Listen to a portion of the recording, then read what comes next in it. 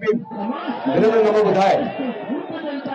साथियों, आखिर ये भरोसा, ये विश्वास मोदी जी में और बीजेपी के नेताओं में कहां से आता है कि वो कहते हैं अब की बार 300 पार तो 300 पार आ जाती है, और इस बार कह रहे हैं अब की बार 400 पार। तो ये कहने का भरोसा उनमें आता कहां से है? ये कहने का भरोसा उनमें उस ईवीएम से आता है जिस ईवीएम को भारत इलेक्ट्रॉनिक्स लिमिटेड बनाती है, ECIL बनाती है, और उस कंपनी के 7 डायरेक्टर में से 4 डायरेक्टर बीजेपी के पदाधिकारी हैं। जो बीजेपी के 4 पदाधिकारी उस कंपनी के 7 में से 4 डायरेक्टर हैं, वो कंपनी ईवीएम बना रही है, और ईवीएम के अंदर उन्होंने रियल टाइम क्लॉक लगा के रखा हुआ है। और ये जो 4 टेक्निकल एक्सपर्ट कमेटी के सदस्य हैं, जो IIT के प्रोफेसर्स हैं, वो लोग जो इस सॉफ्टवेयर को बनाते हैं, जो माइक्रो कंट्रोलर चिप जिसके अंदर ये सॉफ्टवेयर की सारी सिस्टम लगाया जाता है, उसी के अंदर प्रोग्रामिंग करते वक्त ये प्रोग्राम फिक्स कर दिया जाता है कि फलानी तारीख को फला टाइम से फला टाइम के बीच जितनी भी वोट पड़ेंगी उसका 60% वोट वो बीजेपी को चला जाएगा। तो फिर आप जितनी मर्जी वोट बीजेपी को हराने के लिए देते रहिए।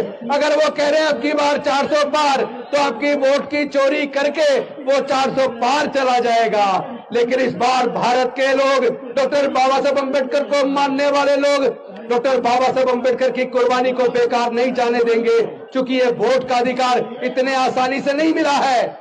जब इस संविधान सभा के अंदर इस बात पे चर्चा शुरू हुई, अंग्रेज जानने वाले हैं, हमें अपनी सरकार चुननी है, वोट का अधिकार किसको मिलना चाहिए, तो संविधान सभा के ज्यादातर सदस्य वोट का अधिकार केवल ग्रेजुएट को, इनकम टैक्स पेई को और बड़े बड़े जमींदारों को देना चाहते थे।